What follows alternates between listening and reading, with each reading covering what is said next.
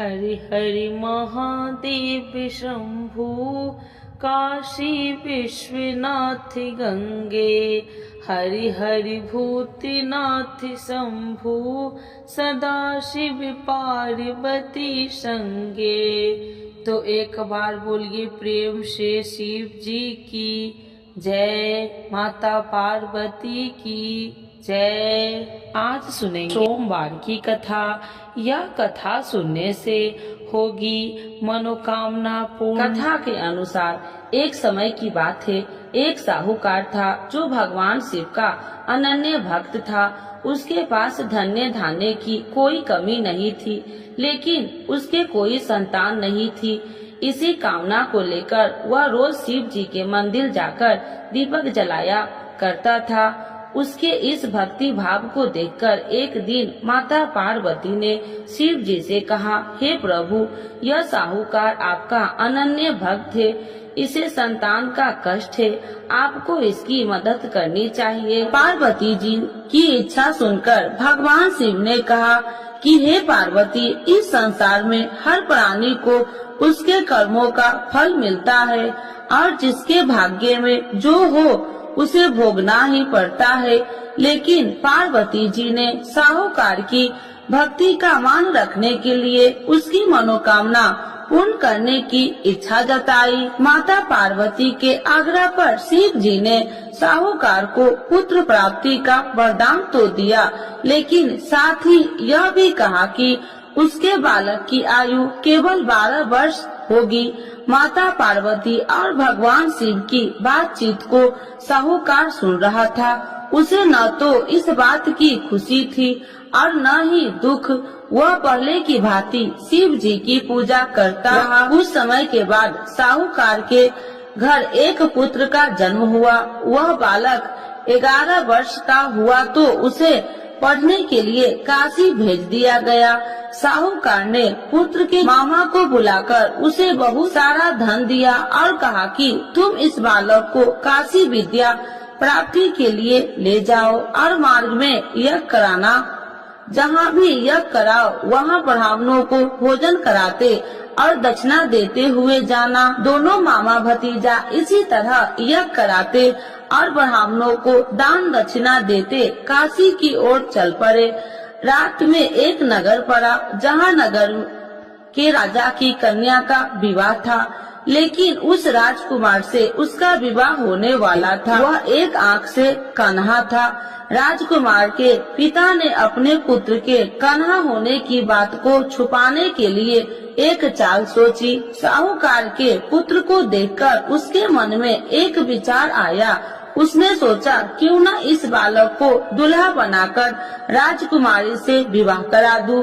विवाह के बाद इसको धन देकर विदा कर दूंगा और राजकुमारी को अपने घर जाऊंगा। लड़के को दूल्हे के वस्त्र पहनाकर राजकुमारी से विवाह कर दिया। लेकिन साहूकार का पुत्र ईमानदार था। उसे यह बात अन्याय संगत नहीं लगी। उसने अवसर पाकर राजकुमारी की चुनरी के पल्ले पर लिखा कि तुम्हारा विवाह तो मेरे साथ हुआ है, लेकिन जिस राजकुमार के संग तुम्हें भेजा जाएगा वह एक आँख से कन्हा है।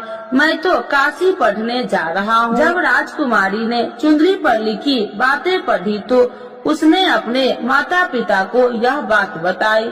राजा ने अपनी पुत्री को विदा नहीं किया, जिससे बारात वापस चली गई। दूसरी ओर साहूकार का लड़का और उसका मामा काशी पहुँचे और वहाँ जाकर उन्होंने यज्ञ किया।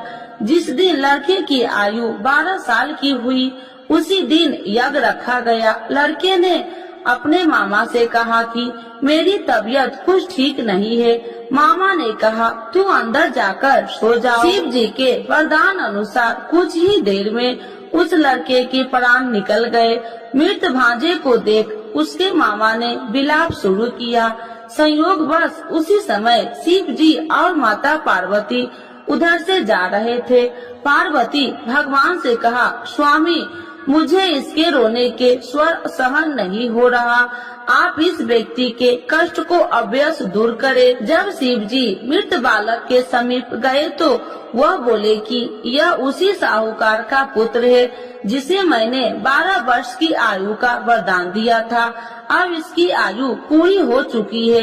लेकिन मातृभाव से विभोर माता पार्वती ने कहा कि हे महादेव, आप इस बालक को और आयु देने की कृपा करें, अन्यथा इसके वियोग से इसके माता पिता भी तड़प तड़प कर मर जाएंगे। माता पार्वती के आग्रह पर भगवान शिव ने उस लड़के को जीवित होने का वरदान दिया। शिव जी की कृपा से वह लड़का जीवित हो गया।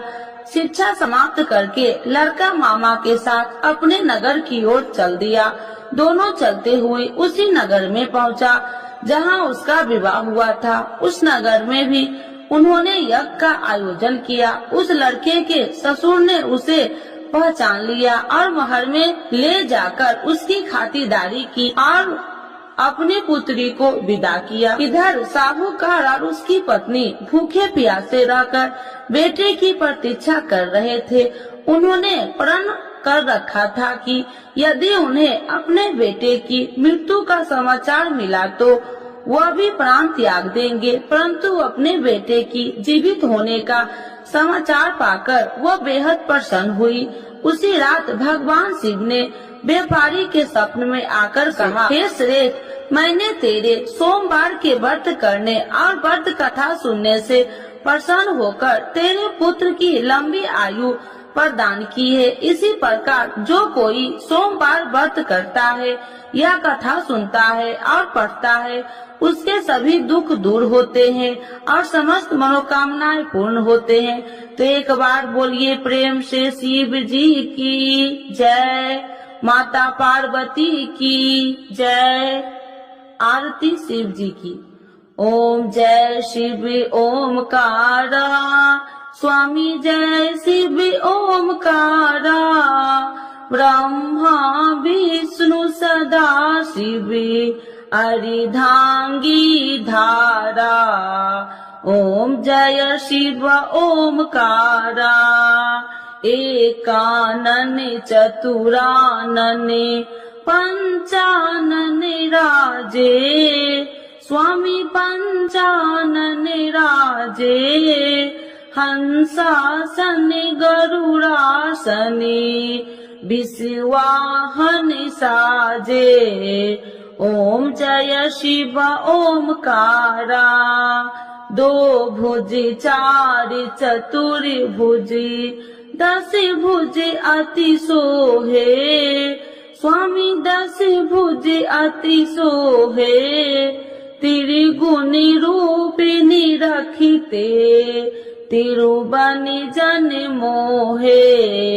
ओम जय शिव ओमकारा, अच्छी माला बनि माला, मुंडी माला धारी, स्वामी मुंडी माला धारी, तिरुपुरारी कंसारी, करी माला धारी।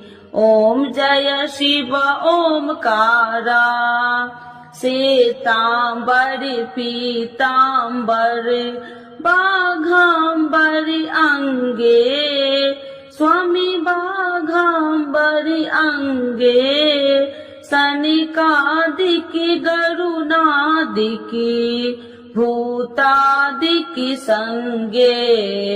ओम जय शिव ओमकारा, करके मध्य कमंडल चक्र त्रिशूलधारी, स्वामी चक्र त्रिशूलधारी, सुखकारी दुखिहारी, जग पालनकारी। ओम जय शिव ओमकारा, ब्रह्मा विष्णु सदा शिव जानति अविवेका, स्वामी जानति अविवेका, मधु कैटभ दो मारे, सुर भयहीन करे। ओम जय शिव ओमकारा, लक्ष्मी व सावित्री पार्वती संगा, स्वामी पार्वती संगा, पार्वती अर्धंगी, शिव लहरी गंगा। ओम जय शिव ओमकारा, पार्वती सोहे पार्वती शंकर कैलासा, स्वामी शंकर कैलासा। भांग धतूर का भोजन भस्मी में बसा। ओम जय शिव ओमकारा, जटा में गंगा बहती है, गले मुंडन माला, स्वामी गले मुंडन माला।